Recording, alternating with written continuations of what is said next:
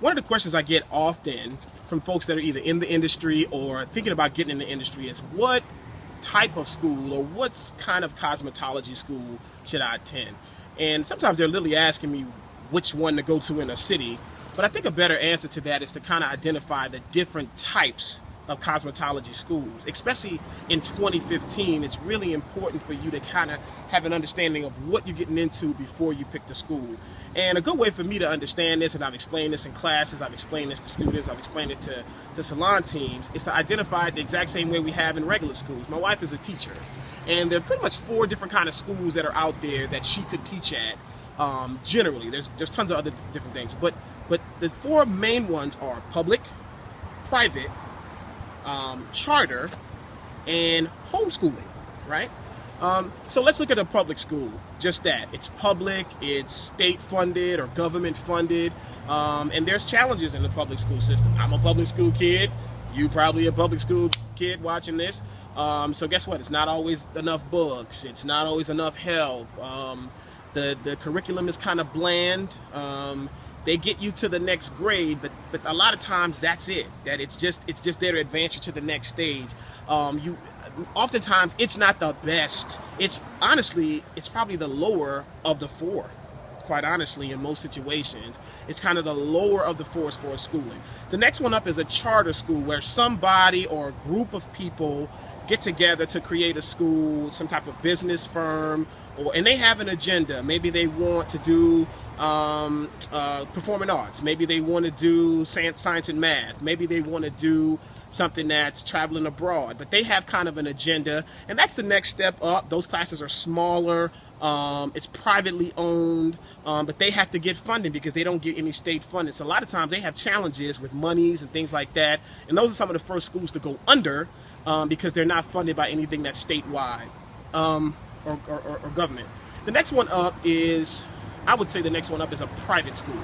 And a lot of times, I'm originally from New Orleans, Louisiana, a lot of times private schools are connected to a religion.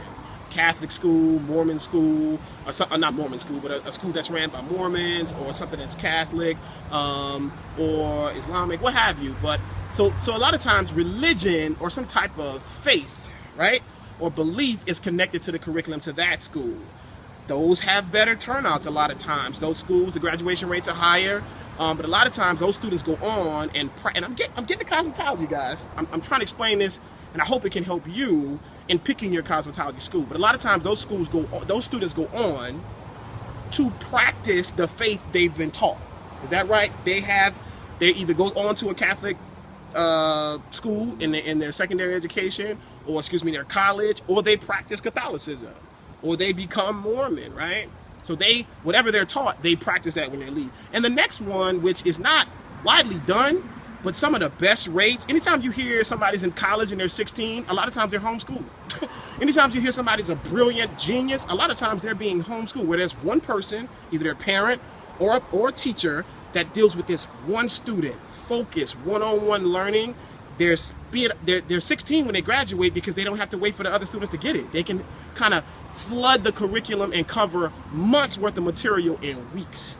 So public, charter, private, and homeschooling. What's it got to do with cosmetology? Guys, it's the same thing in cosmetology. There's public schools. In my city, it's called Columbus Tech. It might be in your city, whatever your city, USA Tech.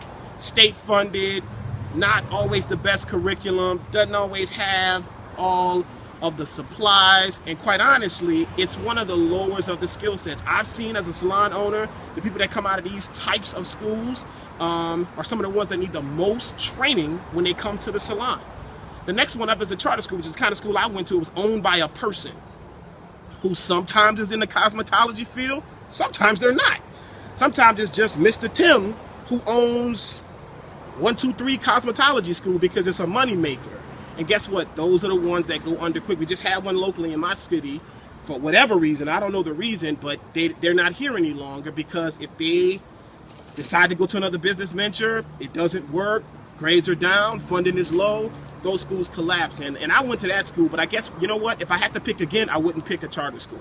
I wouldn't pick a public school. I would probably pick, so here's my answer, either a private school, cosmetology school, or homeschooling. I'll get to that. What's a private school? Guys, these are the schools that are ran by major companies that are like a religion. Paul Mitchell, Tony and Guy, Aveda, Dudley.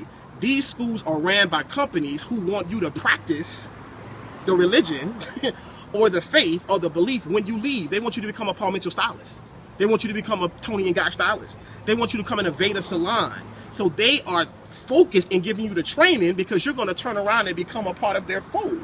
Now, that's not bad or good, but just know a lot of times those students have challenges because they can't function anywhere else. If you don't have Paul Mitchell, they can't really work for you. And that's not bad or good. It's just, it is what it is because it's been ingrained for so long, for 2 years, Paul Mitchell, Aveda, Aveda. When they go on to an independent salon, they can't function unless it's what they've been used to. So you see how the comparison is like a private school. A lot of times they go to a Catholic. They go on to, you know, if they're Mormon high school, they go on to Brigham Young. They go on, if they're Catholic, they go on to Notre Dame, things like that. But guess what? To me, the best schooling is private cosmetology schooling. And what's that? Apprenticeship. That's the best way. To me, it's going to be one-on-one with somebody that wants you to excel as fast as you can. With the owner, a lot of times, that's the best situation, guys. Trying to just go to school to take selfies, that's not really a good look. Find somebody in your city that's doing what you want to do and ask them to become Daniel's son and Mr. Miyagi. Look, I want to learn from you one-on-one. I want to get homeschooling. And guess what? You're going to be out in the field quicker. You're going to be on the floor quicker. You're going to learn the right way. There's not going to be any post-training. I'm not afraid to say one of the best talents that I've had in my business was somebody that trained with me from scratch. Never went to cosmetology school. Why? She doesn't know any other way. She knows the rhythm way. She knows the professional way. I didn't have to retrain her because she came from either of the 3 schools. So guess what, guys? I would at least pick a private school setting, something that's ran by a professional company, hairdressers teaching hairdressers, or go to an independent salon or go to a salon where you can be an apprenticeship. It takes a little longer. You might have to do some sweeping. You might have to wipe some floors. But in 2 years versus the 6 years, 7 years it takes for the average hairdresser to get on, you're ready to go, man. You're in your condo, you're in your car, you're booked solid because of that situation. So what's the best schooling? For me, either a private school setting ran by a company or someone that's in an apprenticeship. Torgano Education, guys. Hope that helps. Take care.